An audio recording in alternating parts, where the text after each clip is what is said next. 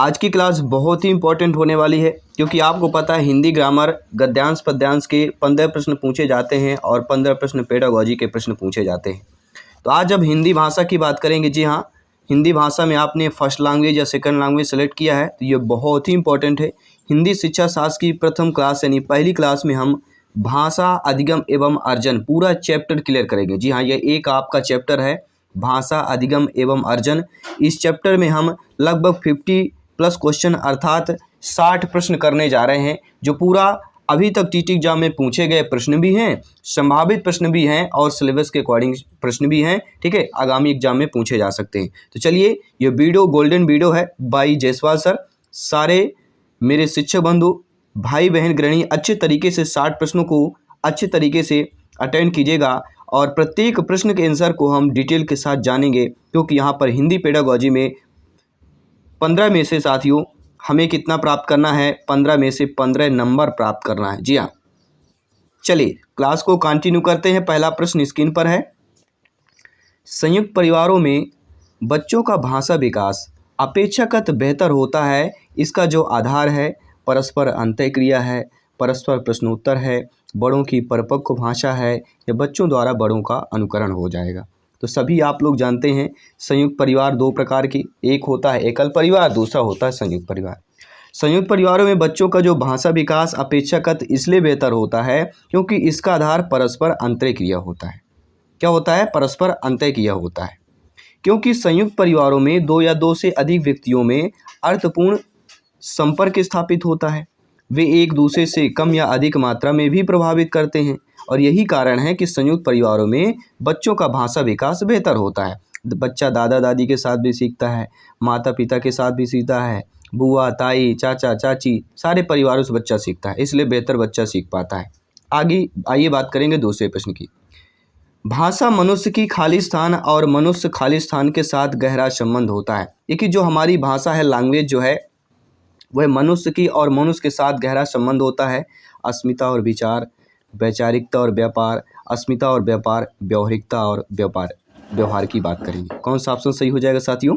तो भाषा का मनुष्य की अस्मिता और मनुष्य के विचार के साथ गहरा संबंध होता है। जी हाँ, भाषा का मनुष्य की अस्मिता और मनुष्य के विचार के साथ गहरा संबंध होता है।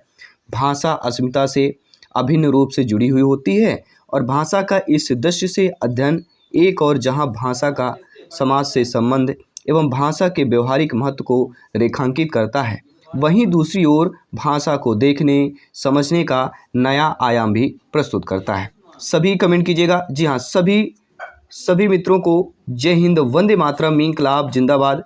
एग्जाम को फतेह करना है। आपका एक एक कमेंट फीडबैक सर्वोपरि है। शर्मान है जायसवाल सर, आप सभी का अभिनंदन स्वागत करते हैं। तीसरा प्रश्न साथियों, ज़्यादातर बच्चे जो होते हैं स्कूल की शिक्षा की शुरुआत जो है, जी हाँ, ज़्यादातर बच्चे जब स्कूल की शिक्षा की शुरुआत करते हैं उससे पहले ही भाषा की और खाली स्थान को आत्मसात कर पूर्ण भाषिक क्षमता रखते हैं। चुनौती और प्रचलनों को, जटिलताओं और नियमों को, चुनौतियों और अवसरों को या जटिलताओं और मानकों को करते हैं। देखिए, ज़्यादातर बच्चे जो है स्कूल की शिक्षा की शुरुआत से पहले से ही जटिलताओं, भाषा की जटिलता, यहाँ पे एक होगा, भाषा की जटिलता और नियमों को आत्मसात कर पूर्ण भाषिक क्षमता रखते हैं। क्या है? ज़्यादातर बच्चे स्कूल की शिक्षा की शुरुआत से पहले ही भाषा की जटिलताओं और नियमों को आत्मसात कर पूर्ण भाषिक क्षमता रखते हैं। यह सीटेट 2021 में पूछा गया प्रश्न है। ठीक है, यहाँ पे भी ऑप्शन को सही कर लीजिएगा। आइए बात करेंगे साथियों 4th नंबर प्रश्न, जो आप लोगों के स्क्रीन पर क्या पूछा जा रहा है। बहुत ही अच्छा प्रश्न है, इंटरेस्टेड प्रश्न है। आइए जान लेते हैं आपका फीडबैक क्या है। कक्षा में भाषा की खाली स्थान के प्रति बनाकर उसका उपयोग भाषा शिक्षण में करना चाहिए। देखिए, सीटेट में ज़्यादातर ये प्रश्न पूछा जाता है। विविधता विद्वान की बात करेंगे, विविधता संवेदनशील की बात करेंगे, संवेदनशीलता कठोर की बात करेंगे, एक रूपता या संवेदनशील की बात करेंगे। देखिए, जो भाषा अर्जन और क्षमता का चैप्टर है, 2 से लेके अभी तक एग्जाम में देखा जाए तो 2 से लेके 4 प्रश्न पूछे गए। जी हाँ, कभी 2 प्रश्न, कभी 3 प्रश्न, कभी 4 प्रश्न पूछ लिए गए। तो ये चैप्टर बहुत इंपॉर्टेंट है। ठीक है, तो कक्षा में भाषा की प्रति बनाकर उसका उपयोग भाषा शिक्षण में करना चाहिए। किसका करना चाहिए? आप सभी जानते हैं कि कक्षा में भाषा की विविधता के प्रति संवेदनशील बनाकर उसका उपयोग भाषा शिक्षण में करना चाहिए। यानी हम बात करेंगे, पहले यहाँ पे आ जाएगा विविधता और यहाँ पे आ जाएगा आपका संवेदनशील आ जाएगा। पांचवा प्रश्न यहाँ पे क्या दिया गया है, प्राथमिक स्तर पर भाषाई क्षमताओं का विकास खाली स्थान है और साहित्य है। देखिए प्राइमरी लेवल की बात कर रहे हैं यहाँ पे, तो प्राथमिक स्तर पर भाषाई क्षमताओं का विकास खाली स्थान है और साहित्य है। तो आप सभी जानते हैं, समझते हैं, ज्ञानी सर्वज्ञ व्याख्याता हैं कि प्राथमिक स्तर पर भाषाई क्षमताओं का जो विकास होता है वह क्या होता है, सभी लोग बताइए, वह होता है साध्य। जी हाँ, प्राथमिक स्तर पर भाषाई क्षमताओं का विकास जो होता है साध्य होता है और साहित्य यहाँ पे साधन होता है। इसलिए हमारा कौन सा ऑप्शन सही हो जाएगा, सी वाला ऑप्शन यहाँ पे सही हो जाएगा। अगला प्रश्न है, छठवां प्रश्न दिया गया है, बच्चों की भाषाई क्षमताओं के आकलन के लिए सर्वाधिक सहायक क्या होता है।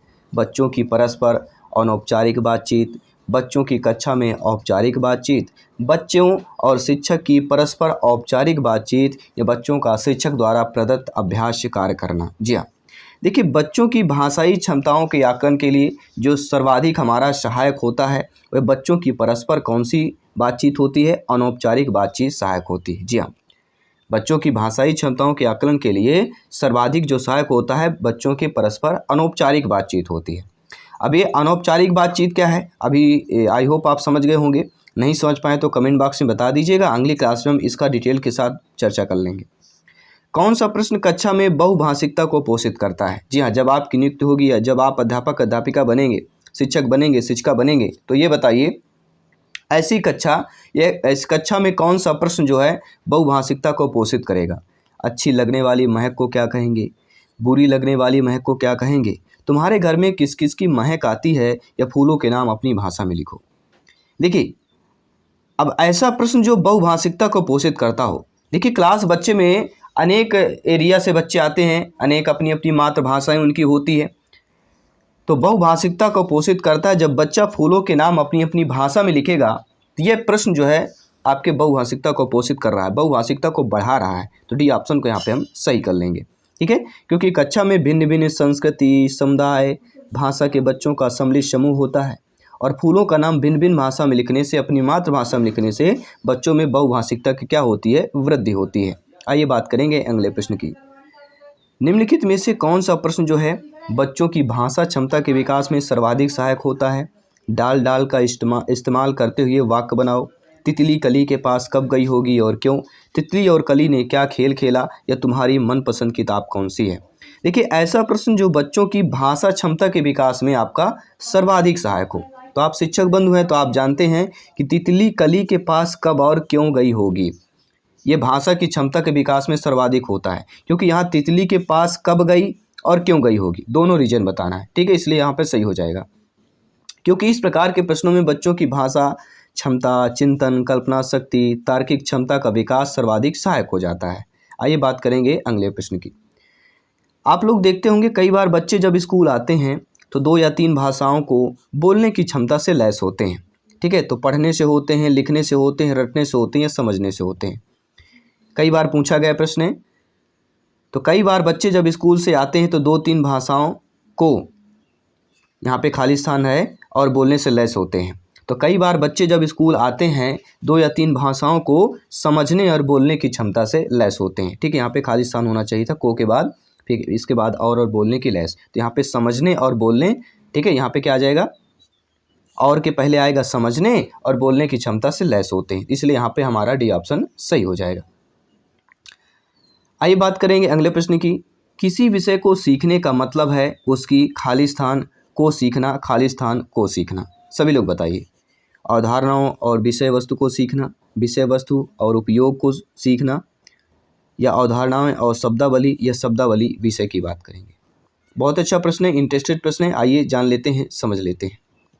देखिए किसी भी विषय को सीखने का मतलब है उसकी अवधारणाओं को सीखना और उसकी शब्दावली को सीखना। जी हाँ, जब आप किसी विषय को सीख रहे हैं मतलब उसकी अवधारणाएं और विषय वस्तु को सीख रहे हैं, ठीक है, यहाँ पे हमारा कौन सा हो जाएगा, सॉरी, अवधारणाएं और शब्दावली की बात करेंगे, सी ऑप्शन। जी हाँ, किसी विषय को सीखने का मतलब होता है उसकी अवधारणाएं और उसकी शब्दावली को सीखना, सी ऑप्शन यहाँ पे सही कर लीजिएगा, ठीक है। चलिए आइए बात कर लेते हैं अगले प्रश्न की। अगला प्रश्न आप लोगों के स्क्रीन पर है। बच्चे अपनी मातृभाषा का प्रयोग करते हुए हिंदी भाषा की कक्षा में अपनी बात कहते हैं, यह बात स्वाभाविक है, निंदनीय है, विचारणीय है या अनुचित है। जी हाँ, प्रत्येक भाई बहन शिक्षक बंधु गृहिणी सभी कमेंट कीजिएगा जिनका सपना है टीटी एग्जाम को फतेह करना, सिलेक्शन का 101% यहाँ पे पक्का करना, सभी कमेंट कीजिएगा। राइट ऑप्शन साथियों होगा बच्चे अपनी मातृभाषा का प्रयोग करते हुए हिंदी भाषा की कक्षा में अपनी बात कहते हैं, यह बात स्वाभाविक हो जाएगी। पहला ऑप्शन सही कर लेंगे, क्योंकि प्राथमिक स्तर पर शिक्षा प्राप्त करने के पूर्व बच्चे मातृभाषा में अपने विचार अभिव्यक्त करना सीख चुके होते हैं और इसी के आधार पर द्वितीय भाषा की अवधारणा का फिर विकास करते हैं। पहली कक्षा में खाली स्थान भी लिखना के अंतर्गत आता है। वाक्य लिखना, शब्द लिखना, अक्षर लिखना, चित्र लिखना, ये काफ़ी बार पूछा गया है। आपके सी-टेट में आया हुआ प्रश्न है, आपके एमपी-टेट में आया हुआ प्रश्न है, आपके रीट एग्जाम में आया हुआ प्रश्न है, ठीक है, आपके यूपी-टेट एग्जाम में आया हुआ प्रश्न है, ठीक है। सभी टेट एग्जाम में लगभग पूछा गया है कि पहली कक्षा में खाली स्थान भी लिखने के अंतर्गत आता है, तो चित्र बनाना भी लिखने के अंतर्गत आता है। क्योंकि आप जानते हैं कि लेखन भाव एवं विचारों को लिपिबद्ध करके अभिव्यक्त करने की एक प्रक्रिया होती है, जिसमें निर्मित चिन्ह भाव प्रकाशन के मूल माध्यम होते हैं और कक्षा 1 के बालक की अंगुलियां एवं हाथ क्या होती सुकोमल होती हैं और चित्र बनाने के द्वारा बालक इनके संचालन पर नियंत्रण करता है। फिर धीरे धीरे इनमें दृढ़ता आती है और समुचित चिन्ह बनाने में बच्चा जो है सक्षम हो जाता है। अगला प्रश्न है, प्राथमिक स्तर पर पढ़ना सीखने में सबसे कम महत्वपूर्ण क्या होता है? अनुमान लगाना, संदर्भानुसार अर्थ निकालना, अक्षरों की पहचान करना या पढ़ने के उद्देश्य। तो प्राथमिक स्तर पर जो साथियों, जी हाँ, प्राइमरी लेवल पर जो है पढ़ना सीखने में जो सबसे कम महत्वपूर्ण आता है वह अक्षरों की पहचान आता है। बाकी अनुमान लगाना, संदर्भानुसार अर्थ और पढ़ने का उद्देश्य ज़्यादा होंगे। क्यों होंगे? देखिए, प्राथमिक स्तर में पढ़ना सीखने में सबसे कम महत्वपूर्ण अक्षरों की पहचान इसलिए है क्योंकि पढ़ने के अंतर्गत अर्थबोध करना, लिखी हुई का उद्देश्य समझना, संदर्भ के अनुकूल अर्थ समझना शामिल होता है। इंपॉर्टेंट ये ज़्यादा है, बाकी पहचान जो है कम हो जाती है। आइए बात करें, क्योंकि सीबीएसई ने यही आंसर माना है तो इसी आंसर पर चलेंगे हम। सी-टेट का यही आंसर माना गया है।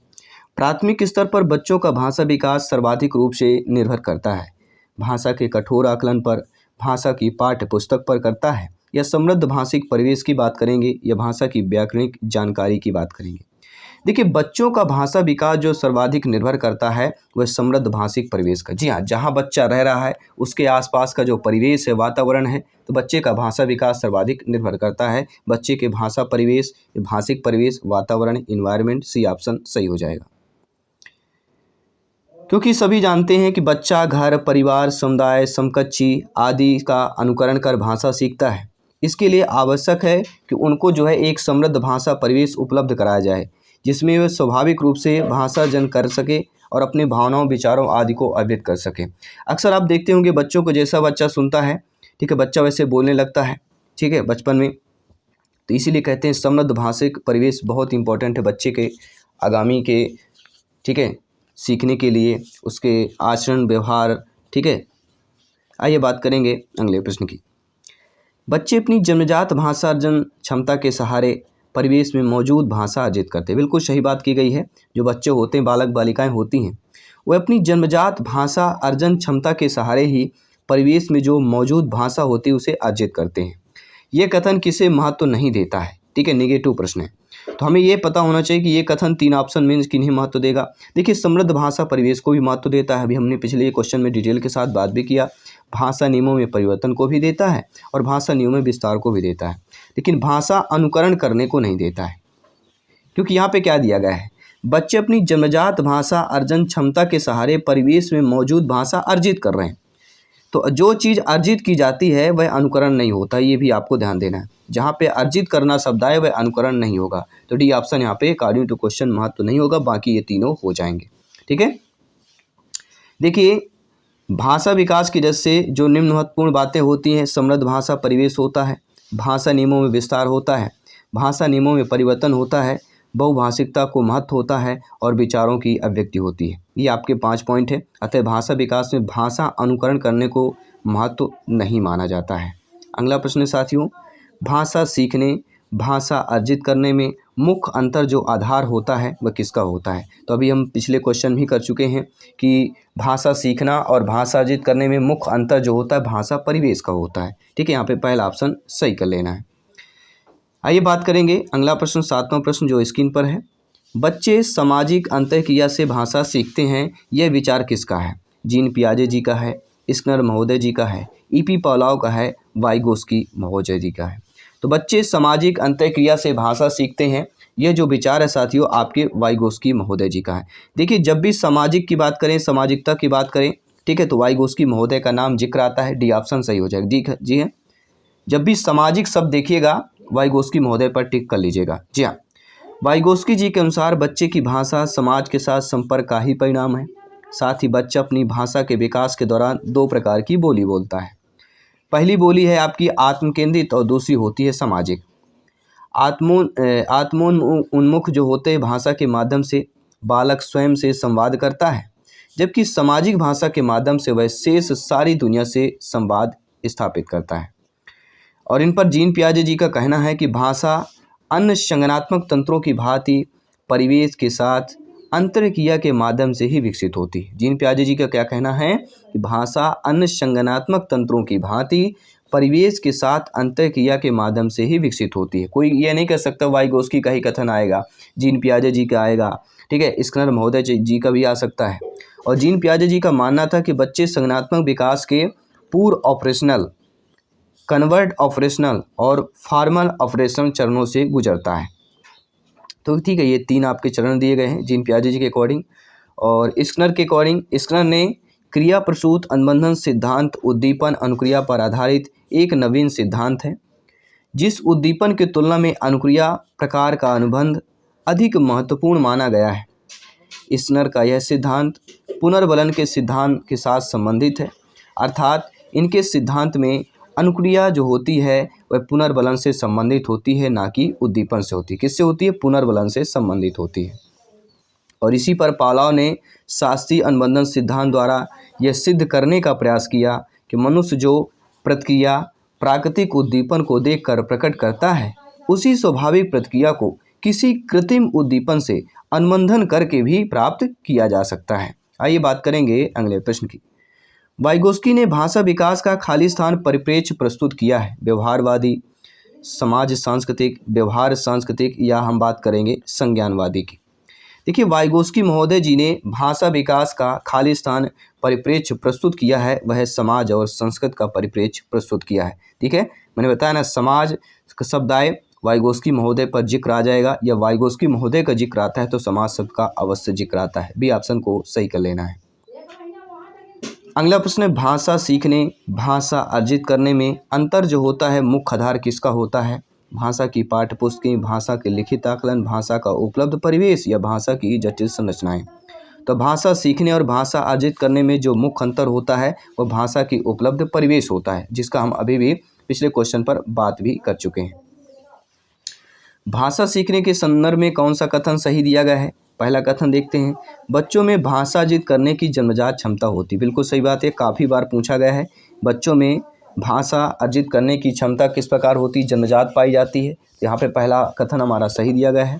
बाकी बच्चों में भाषा अर्जित करने की जन्मजात क्षमता नहीं होती, तो यह बिल्कुल गलत हो जाएगा। बच्चे विद्यालय आकर ही भाषा सीखते हैं, तो कोई ये बात नहीं है। बच्चा परिवार से भी सीखता है, बच्चा जहाँ रहता है, ठीक है, समृद्ध भाषिक परिवेश जो होता है। बच्चे विभिन्न संचार माध्यमों से ही भाषा सीखते हैं, तो ऐसा नहीं है। बच्चे में भाषा अर्जित करने की क्षमता जो होती है जन्मजात होती है, इसलिए यहाँ पर आप लोगों को जो पहला ऑप्शन दिया गया वह सही हो जाएगा। अगला प्रश्न है, भाषा सीखने सिखाने में आप किसे सबसे अधिक महत्वपूर्ण मानते हैं? संज्ञानात्मक विकास को, सामाजिक अंतःक्रिया को, दृश्य श्रव्य सामग्री को, या बाल साहित्य को मानते हैं? देखिए साथियों, भाषा सीखने सिखाने में जिसे आप सबसे अधिक महत्वपूर्ण मानते हैं वह कहलाती है सामाजिक अंतःक्रिया। ठीक है, यहाँ पे बी ऑप्शन सही कर लेना है।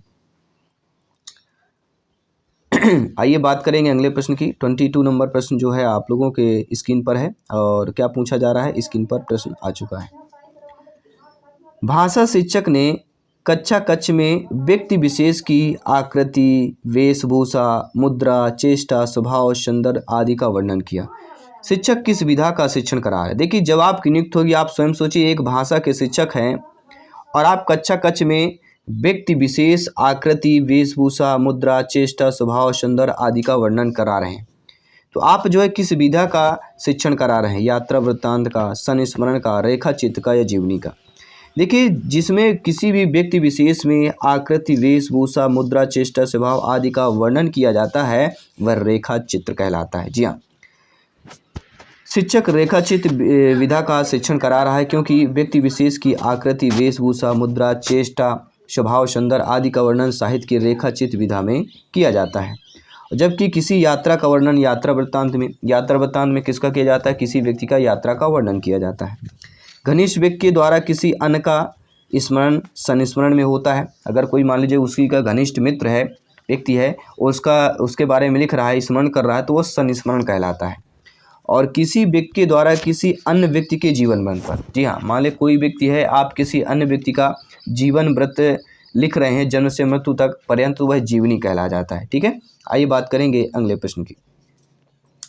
नाटक शिक्षण में कक्षाभिनय प्रणाली के प्रयोग से क्या होता है। तो नाटक शिक्षण में कक्षाभिनय प्रणाली से पत्रानुसार पत्रों द्वारा अभिनय से सीखने की प्रक्रिया में तेजी आती है। जी हाँ, नाटक शिक्षण में जो है कक्षाभिनय प्रणाली से प्रयोग से क्या होता है, अनुसार जो है जो पात्र होते हैं उनके अनुसार बच्चों द्वारा अभिनय से सीखने की प्रक्रिया में क्या होती है, तेजी आती है।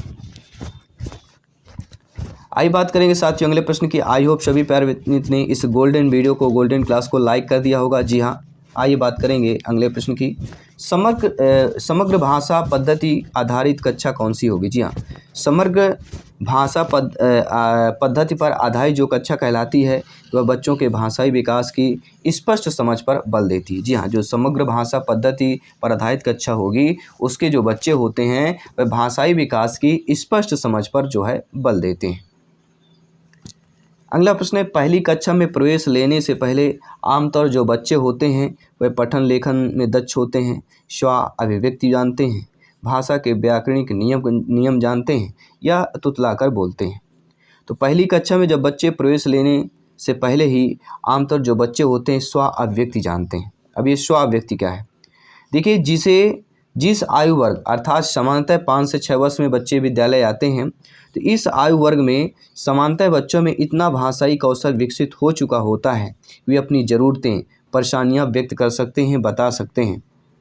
वे शब्दों के लिंग, वचन आदि भी जानते हैं कि लड़का लड़की कौन है, दैनिक आवश्यकता की जो भी वस्तुएं हैं उनके नाम भी जानते हैं एवं कार्य एवं शब्दों के अर्थ के साथ समन्वय स्थापित कर लेते हैं। अगला प्रश्न है, प्राथमिक स्तर पर बच्चों की भाषाई क्षमता का जो विकास करने का अर्थ होता है भाषिक संरचनाओं पर अधिकार है, भाषा प्रयोग की कुशलता पर अधिकार है, भाषा अनुकरण की कुशलता पर अधिकार है या भाषिक नियमों का अधिकार है। जी हाँ, प्राथमिक या प्राइमरी लेवल पर बच्चों की भाषाई क्षमताओं का विकास करने का जो अर्थ कहलाता है वह भाषा अनुकरण की कुशलता पर अधिकार हो जाएगा। सी ऑप्शन को सही कर लेना है। अगला प्रश्न है, हिंदी की कक्षा में प्राय हिंदीतर भाषी बच्चे हिंदी सीखने में अनेक कठिनाइयों का सामना करते हैं। क्यों करते हैं, हिंदी की कक्षा में हिंदीतर भाषी बच्चे जो है हिंदी सीखने में अनेक कठिनाइयों का सामना इसलिए करते हैं क्योंकि प्रायः हिंदी और उनकी मातृभाषा की संरचना में अंतर होता है। डी ऑप्शन को सही कर लेना है। आइए बात करेंगे साथियों अगले प्रश्न की। बहुभाषिक एवं बहुसांस्कृतिक कक्षा में क्या होता है। जी हाँ, जहाँ पर जैसे देखिए मान लीजिए आपकी नियुक्त होती है, आप शिक्षक बंधु बनेंगे तो आपकी मान लीजिए कक्षा बहुभाषिक है एवं बहुसांस्कृतिक कक्षा है, तो इस प्रकार के कक्षा में बच्चों को मातृभाषा का प्रयोग वर्जित होना चाहिए। बच्चों की मातृभाषा को समुचित सम्मान स्थान देते हुए मानक भाषा से भी परिचय कराना चाहिए। बच्चों को केवल मानक भाषा के प्रयोग के लिए ही प्रस्तुत करना चाहिए।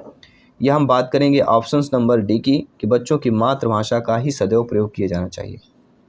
देखिए आप एक शिक्षक हैं, शिक्षिका हैं, राष्ट्र हित में आपकी बात की जाती है, राष्ट्र हित में आपका स्थान सर्वोपरि है, इसलिए कहते हैं बहुभाषिकता एवं बहुसांस्कृतिक कक्षा में बच्चों की मातृभाषा को समुचित सम्मान दिया जाना चाहिए, स्थान देते हुए मानक भाषा से भी परिचय कराना चाहिए। बी ऑप्शन को सही कर लीजिएगा। साथियों अगला प्रश्न है, संस्कृत की दूसरी मंजिल क्या होती है। जी हाँ, जो संस्कृति होती है हमारी परंपराएं जो हैं उसकी दूसरी मंजिल होती है चिरंतन मूल्यों का संरक्षक है, संगीत कला आदि का संरक्षक है, परंपरा और रूढ़ि का आश्रय स्थल। तो ये सारे ऑप्शंस जो है हमारे आपके संस्कृत की दूसरी मंजिल कहला जाएगी। उपरोक्त सभी वाला ऑप्शन सही हो जाएगा। आइए बात करेंगे, लगभग आधे प्रश्न हम कंप्लीट कर चुके हैं। जी हाँ, हमने आपको बताया था भाषा अर्जन एवं क्षमता के टोटल चैप्टर बड़ा है और क्वेश्चन भी ज़्यादा पूछे जाते हैं, इसलिए टोटल लगभग 60 के आसपास क्वेश्चन करेंगे। लगभग 30 क्वेश्चन करने जा रहे हैं। गृह कार्य का मुख्य उद्देश्य क्या होता है? गृह कार्य का मुख्य उद्देश्य पढ़ाए गए पाठ को दोहराने के लिए अवसर देना होता है। जी हाँ, गृह कार्य जब आप बच्चों को गृह कार्य देते हैं तो वही चीज़ देते हो कि जो आप क्लास में पढ़ाते हैं बच्चों को, इसके बाद गृह कार्य दे देते हैं, उन्हीं से रिलेटेड देते हैं। तो पढ़ाए गए पाठ को दोहराने के लिए अवसर दिया जाता है बच्चों को। ठीक है, बी ऑप्शन को सही कर लीजिएगा। अगला प्रश्न है, उच्चारण सुधारने का कार्य जो है किन कक्षाओं में करना चाहिए? प्रारंभिक, माध्यमिक, उच्च माध्यमिक या उच्च कक्षाओं में? देखिए, उच्चारण, अगर बच्चा शुरुआत में उच्चारण गलती कर रहा है, उच्चारण नहीं पढ़ रहा, तो उसको जो है प्रारंभिक कक्षाओं में या प्रारंभिक में ही उसे जो है सुधार कर लेना चाहिए। अन्यथा बाद में बच्चा बार बार गलती करता जाएगा, उसकी फिर वह क्या आ जाएगी, आदत में पड़ जाएगी। तो उच्चारण सुधारने का कार्य जो है आपके प्रारंभिक कक्षाओं में ही करना चाहिए। पहला ऑप्शन सही कर लेंगे। ठीक है, आइए बात करेंगे अगले प्रश्न की। साथियों, भाषा सीखने के लिए कौन सा कारक सर्वाधिक महत्वपूर्ण होता है? भाषा के व्याकरणिक नियम होते हैं, पाठ पर आधारित प्रश्नोत्तर होता है, भाषा की पाठ्य पुस्तक होती है, यह समृद्ध भाषिक वातावरण होता है।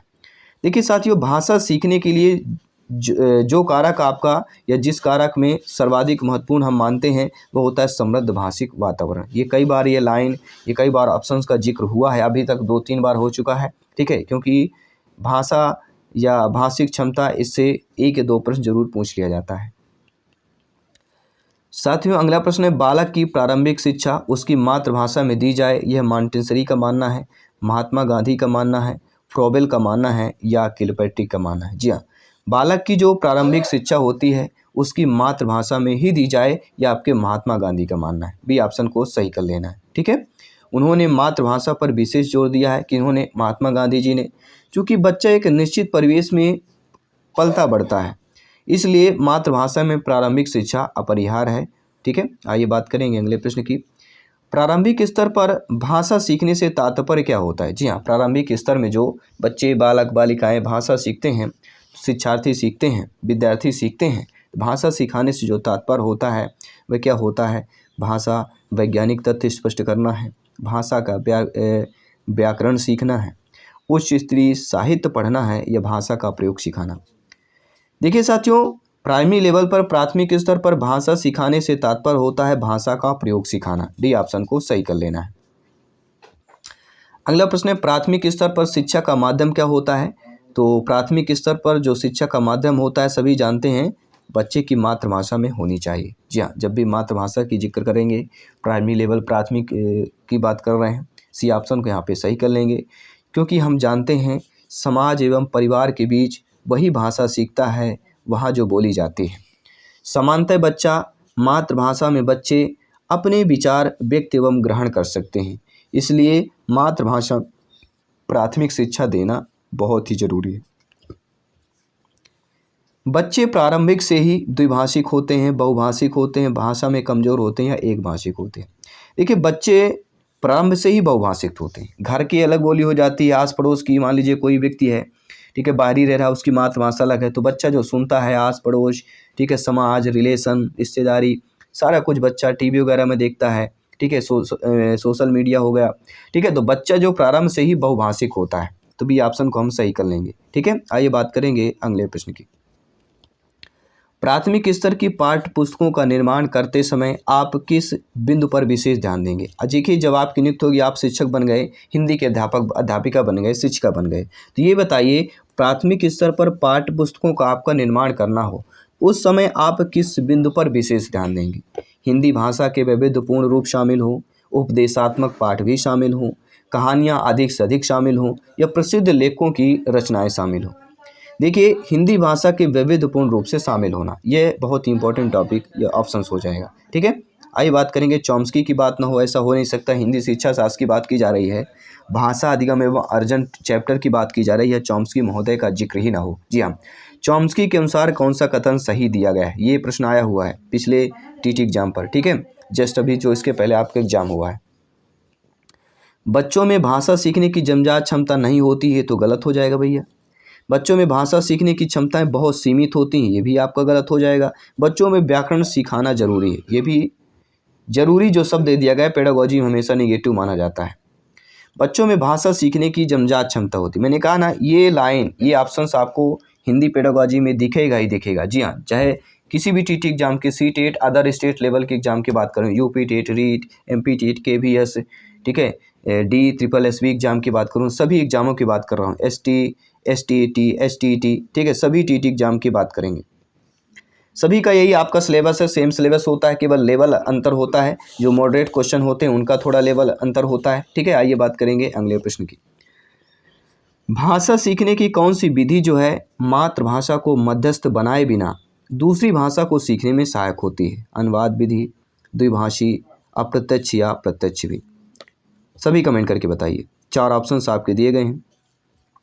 देखिए, भाषा सीखने की ऐसी विधि जो मातृभाषा को मध्यस्थ बनाए बिना दूसरी भाषा को सीखने में सहायक होती है। मध्यस्थ बनाए मतलब बीच में अंतर नहीं करना, बीच में अंतर नहीं है मतलब सीधा डायरेक्टली की बात कर रहे हैं, प्रत्यक्ष की बात करेंगे। जी हाँ, भाषा सीखने की ऐसी विधि जो मातृभाषा को मध्यस्थ बनाए बिना दूसरी भाषा को सीखने में सहायक होती है, यानी बिना अंतर के सीखना, यानी प्रत्यक्ष सीखना, सीधी बात करना, अर्थात हम प्रत्यक्ष विधि की बात करेंगे, ऑप्शन नंबर डी की बात करेंगे। आइए बात करेंगे साथियों अगले प्रश्न की। देखिए, भाषा सीखने में मातृभाषा का व्याघात क्या होता है? जी हाँ, व्याघात आंशिक रूप से होता है, पूर्ण रूप से होता है, नहीं होता है या होता है। तो भाषा सीखने में जो है मातृभाषा का व्याघात होता है, वह किस प्रकार से होता है? आपके आंशिक रूप से होता है। तो पहला ऑप्शन यहाँ पे सही कर लेना है। अगला प्रश्न है, भाषा का अस्तित्व एवं विकास के बाहर नहीं हो सकता है? परिवार, साहित्य, समाज, विद्यालय। तो भाषा का अस्तित्व एवं विकास के बाहर क्या नहीं हो सकता है? आपका समाज नहीं हो सकता है, बाकी परिवार, साहित्य और विद्यालय ये तीनों हो सकते हैं। तो भाषा का अस्तित्व एवं विकास किसके बाहर नहीं हो सकता है? तो समाज के बाहर नहीं हो सकता है, ये आपको ध्यान देना है।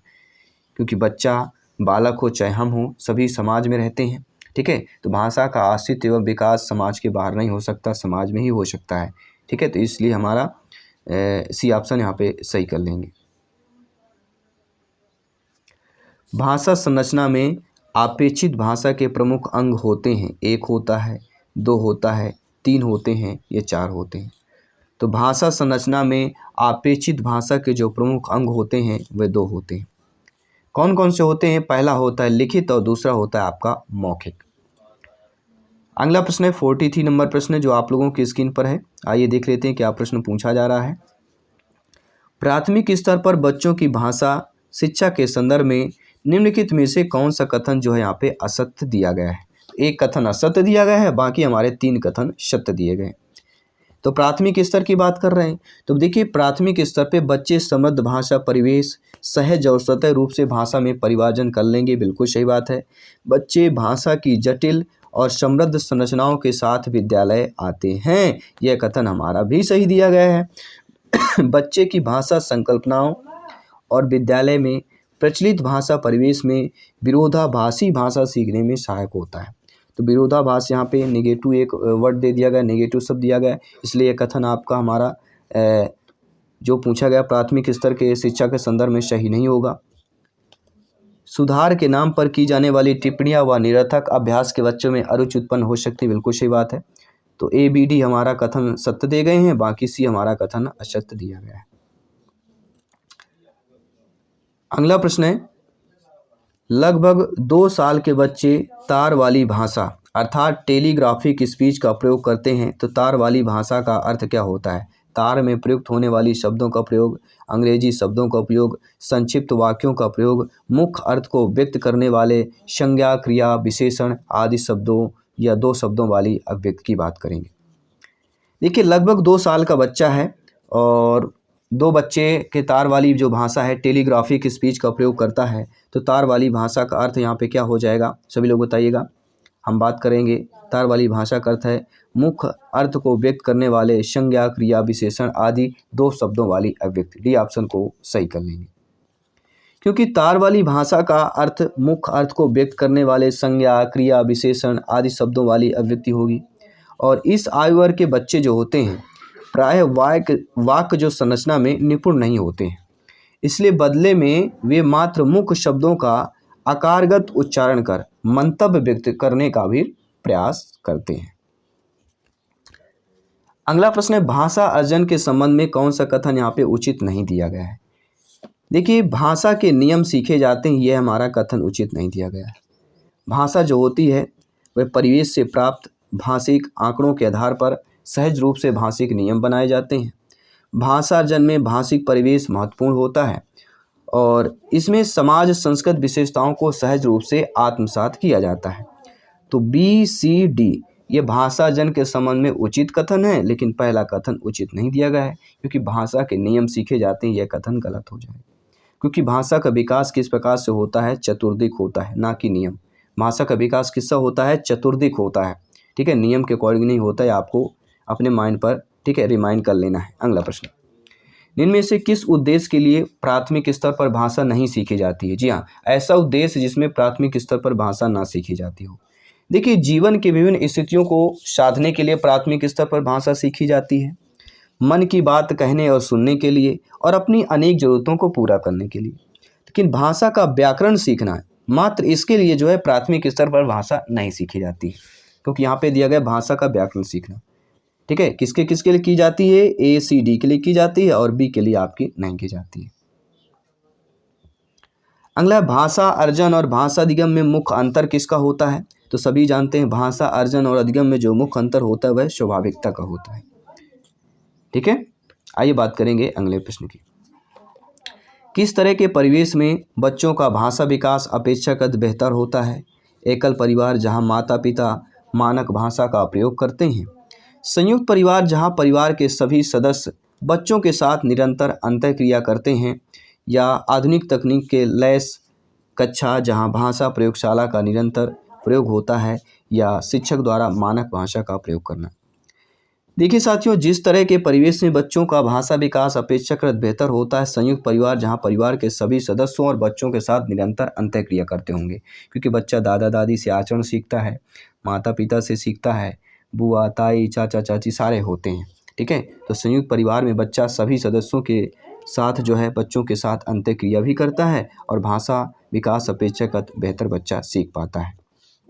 सभी कमेंट कीजिएगा। जयसवाल सर आप सभी शिक्षकबंधुओं को अभिनंदन स्वागत करते हैं और आप सभी के माता पिता को नमस्कार प्रणाम करते हैं। आइए बात करेंगे अगले प्रश्न की। जी हाँ, सभी कमेंट कीजिएगा। सभी मित्रों को जय हिंद, वंदे मातरम, इंकलाब जिंदाबाद। जी हाँ, एग्जाम को फतेह करना है 101%, तो प्रत्येक क्लास यहाँ पे इम्पोर्टेंट है। आने वाली जो क्लासेज है वहाँ की CDP इन्वायरमेंट की क्लास भी चल रही है, डेली क्लासेज ज्वाइन कीजिए। प्लेलिस्ट ऑलरेडी यहाँ पे बना दी गई आपको। आइए बात करेंगे 10 से 11 प्रश्न और बचे हुए हैं और भाषा अर्जन, भाषा अधिगम एवं अर्जन के चैप्टर को पूरा कंप्लीट करते हैं। भाषा सीखने और भाषा अर्जित करने में अंतर का जो सर्वप्रमुख कारण होता है, भाषा की पाठ्य पुस्तकें होती हैं, भाषा में आकलन होता है, भाषाई परिवेश होता है, या भाषा का व्याकरण होता है। तो भाषा सीखने और भाषा अर्जित करने में जो मुख्य अंतर सर्वप्रमुख कारण होता है वह भाषाई परिवेश होता है। भाषाई परिवेश बहुत बार हम इस ऑप्शन का जिक्र कर चुके हैं। प्रश्न बदलता है लेकिन उत्तर नहीं बदलता है, क्योंकि स्थान विशेष की भाषाएं अलग अलग होती हैं, जिसके कारण भाषा सीखने और भाषा अर्जित करने में भी अंतर पाया जाता है। अगला प्रश्न है, पहली कक्षा की नादिरा पढ़ते हुए बार बार अटकती है, ऐसे में आप क्या करेंगे। मतलब पहली कक्षा की एक बालिका है जो पढ़ने में बार बार अटक रही है, तो आप एक शिक्षक के रूप में, अध्यापक अध्यापिका के रूप में आप क्या करेंगे। तो आप धैर्य से काम लेते हुए पढ़ना सीखने में उसकी मदद करेंगे, हेल्प करेंगे। डी ऑप्शन को सही कर लेना है। अगला प्रश्न है, हिंदी की कक्षा में प्रायः हिंदीतर जो बच्चे होते हैं, हिंदीतर भाषी जो बच्चे होते हैं अरुचि प्रदर्शित करते हैं। जी हाँ, ध्यानपूर्वक समझिएगा। आपकी कक्षा है में आप हिंदी के अध्यापक हैं और आप ही की कक्षा में हिंदीतर भाषी बच्चे जो होते हैं अरुचि प्रदर्शित करते हैं, क्योंकि अध्यापक उसकी भाषा संबंधित त्रुटियों को सहजता से स्वीकार नहीं करता है, या उन्हें अपनी भाषा के प्रति विशेष लगाव होता है, या उन्हें तुलनात्मक रूप से हिंदी बहुत कठिन लगती है, या उन्हें हिंदी सीखने का उपयोग नज़र ही नहीं आता है। तो हिंदी की कक्षा में हिंदीतर भाषी बच्चे अरुचि प्रदर्शित करते हैं क्योंकि अध्यापक उनकी भाषा संबंधी त्रुटियों को सहजता से स्वीकार नहीं करते, जबकि अध्यापक को चाहिए कि त्रुटियों को सहजता से स्वीकार करके उनको अर्थात बच्चों को शुद्ध लिखकर पढ़ना बताना चाहिए कि बच्चा ऐसा लिखो, बच्चा ऐसा पढ़ो, जिससे बच्चों में सुधार हो सके और भाषा के प्रति बच्चों में रुचि भी जागृत हो सके। अगला प्रश्न है, पढ़ना सीखने का वास्तव में सबसे अच्छा तरीका क्या होता है कि बच्चे जो हैं बिना मात्रा वाले शब्दों की वर्तनी बता सकें, बच्चे चित्र के साथ अनुमान लगाना सीखें, बच्चे सबसे पहले वर्गों की पहचान करना सीखें, बच्चे 12 खड़ी अच्छी तरह से याद करें।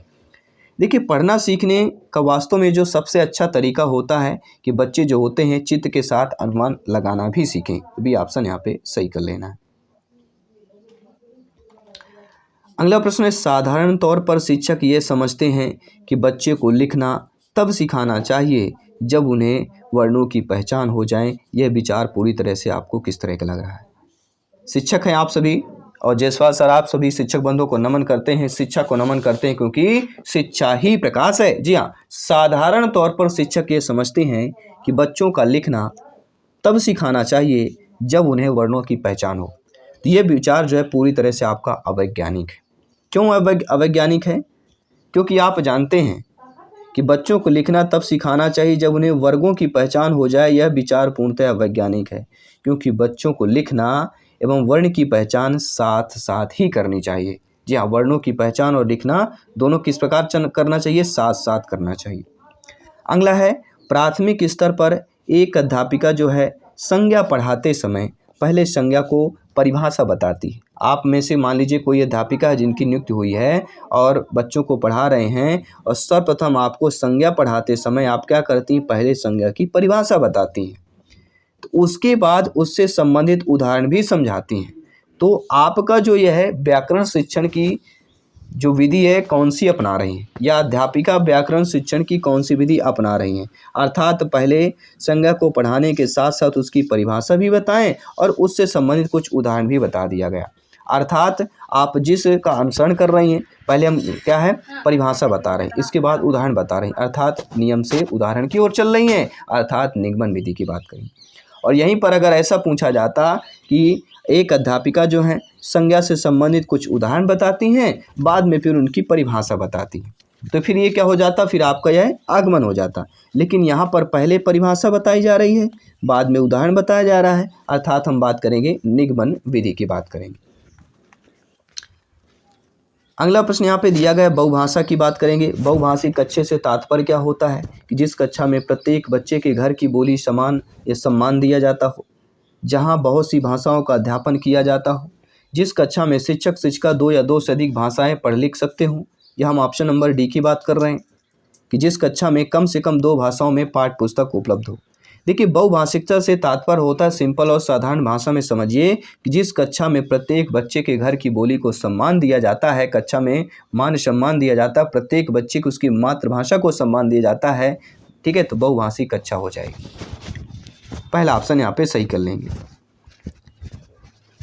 अगला प्रश्न है, दूसरी कक्षा में पढ़ने वाला रोहित हिंदी की कक्षा में अपनी मातृभाषा में बात करता है। जी हाँ, दूसरी कक्षा के एक बालक है, शिक्षार्थी है, विद्यार्थी है, जो हिंदी की कक्षा में अपनी मातृभाषा में बात कर रहा है, तो आप क्या करेंगे? आप एक शिक्षक है, शिक्षिका हैं, आप क्या करेंगे? बाकी बच्चों से उसकी भाषा सीखने के लिए कहेंगे, उसे डांटेंगे कि वह कक्षा में मातृभाषा का प्रयोग ना करे, या उसे बिल्कुल अनदेखा कर पढ़ाते रहेंगे? तो ये तीनों कथन हमारे क्या दिए गए हैं? असत्य हो जाएंगे, क्योंकि दूसरी कक्षा में पढ़ने वाला जो बालक है रोहित है, हिंदी कक्षा में अपनी मातृभाषा में बात कर रहा है, तो एक शिक्षक के रूप में उसकी भाषा को समझने की कोशिश करेंगे। बी ऑप्शन को सही कर लीजिएगा। अगला है, बच्चों का अपने लेखन के प्रति आत्मविश्वास जगाने के लिए। जी हाँ, बच्चे में अक्सर ऐसा देखा जाता है, आत्मविश्वास नहीं होता है कि मेरी राइटिंग अच्छी है, मैं सही नहीं लिख पाता हूँ, ठीक है। कभी कभी आप में भी आत्मविश्वास नहीं होता कि मैं सिलेक्शन ना पा पाऊँगा, ठीक है। तो भैया जब आप पढ़ेंगे, मेहनत करेंगे, डेली क्लास अटेंड करेंगे, तो सिलेक्शन 101% पाएंगे। ये जयसवाल सर का वादा है। जी हाँ, सभी कमेंट कीजिएगा। तो बच्चों का अपने लेखन के प्रति आत्मविश्वास जगाना है, तो सर्वप्रथम जरूरी जो होता है वह होता है उनके द्वारा लिखी गई बात का सम्मान किया जाए। जी हाँ, बच्चे की जो बात लिखते हैं उनको सम्मान करना बहुत ही ज़रूरी है। इससे बच्चे में क्या होता है, लेखन प्रति आत्मविश्वास होता है कि शिक्षक शिक्षिका ने, सर मैडम ने मेरी जो लिखा है मैंने उसको सम्मान किया। आपने बोलते हैं गुड गुड बेटा, अच्छा लिखते हो, इसी तरह लिखते रहो और बेहतर कर सकते हो। ठीक है, ऐसे में क्या होता है उनमें एक पॉजिटिव ठीक है सब जाता है। जैसे हम आपके लिए कहते हैं कि डेली क्लास अटेंड कीजिए, इस बार नहीं तो अगले बार अवश्य सिलेक्शन पाएंगे। ठीक है, तो मोटिवेशन जो होता है आपको क्या करता है, वो सीखने के लिए दुगनी रफ्तार बढ़ा देता है, और जो दुगनी रफ्तार होती है वही आपको सिलेक्शन देकर जाती है। ठीक है, चलिए आइए बात करेंगे अगले प्रश्न की। प्राथमिक स्तर पर बच्चों के शुरुआती भाषा विकास में सर्वाधिक योगदान दे सकता या दे सकती है? जी हाँ, किसकी बात करेंगे? प्राथमिक स्तर पर बच्चों के शुरुआती भाषा विकास में जो सर्वाधिक योगदान है, टीवी पर देखे जाने वाले 15 मिनट के कार्टून के कार्यक्रम की बात करेंगे, गृह कार्य पर व्यय किए जाने वाले 30 मिनट की बात करेंगे, या एफएम पर 15 मिनट सुने जाने वाले समाचार की बात करेंगे, या परिवार में होने वाले परस्पर गुणवत्तापूर्वक बातचीत की बात करेंगे। देखिए, प्राथमिक स्तर पर बच्चों की शुरुआती भाषा विकास में सर्वाधिक योगदान जो दे सकते हैं वह परिवार में होने वाली परस्पर गुणवत्तापूर्ण बातचीत की बात करेंगे। क्योंकि परिवार में यदि मानक भाषा का प्रयोग हो रहा है तो कहीं ना कहीं बच्चों पर जो है उसका भाषा का प्रभाव पड़ता है। अगला प्रश्न है, पूरी पाठ्यचर्या में खाली स्थान में भाषा की भूमिका को अनदेखा नहीं किया जा सकता। ज्ञान निर्माण में, व्याकरण निर्माण में, आकलन निर्माण में, या मूल निर्माण की बात करेंगे। तो पूरी पाठ्यचर्या में साथियों, जी हाँ, पूरी पाठ्यचर्या में ज्ञान निर्माण में भाषा की भूमिका को अनदेखा नहीं किया जा सकता है। जी हाँ, क्योंकि जो भाषा होती है वह किसी भी विषय को सीखने में माध्यम का कार्य करती है, और माध्यम के अभाव में ज्ञान निर्माण संभव नहीं। कोई भी आप सीखते हैं तो भाषा का जो माध्यम बहुत इंपॉर्टेंट है। आपकी जो मातृभाषा है वह किसी भी अन्य भाषा सीखने में पूरी तरह आपका कारगर या सहायता या मदद करती है, माध्यम होती है। और इस क्लास का, इस चैप्टर का अंतिम प्रश्न है, जी हाँ, भाषा अधिगम एवं अर्जन का 60वां प्रश्न स्क्रीन है, और यह चैप्टर हम लगभग कंप्लीट कर चुके हैं।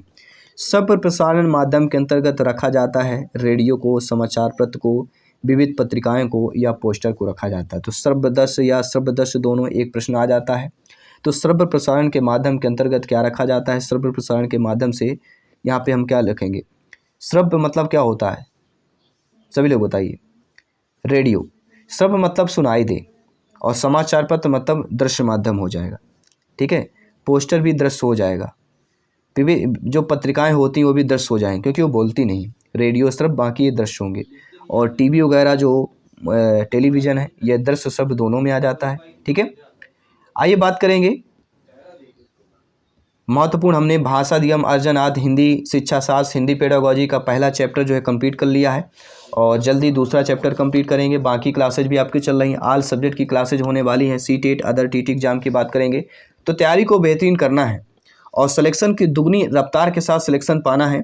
और आउट ऑफ 150 में से आपको 125 अगर स्कोर प्राप्त करना है तो आज ही अपने टीटी परिवार से जुड़ जाइएगा। अपने टीटी यूट्यूब चैनल को सब्सक्राइब कर लीजिएगा, साथ ही साथ फेसबुक पेज, इंस्टाग्राम से जुड़ जाइएगा, और टेलीग्राम से फ्री में नोट्स PDF फाइल प्राप्त करने के लिए लिंक दिया गया है, जुड़ जाइएगा। क्योंकि यह राष्ट्र हित में टीटी फैमिली है। PDF फाइल भी प्राप्त कीजिए, बेहतरीन तैयारी कीजिए और अपने सपने को साकार कीजिए। मैं आपके साथ जयसवाल सर, जल्द मिलता हूँ आपकी अगली क्लास पर। धन्यवाद सभी का। जय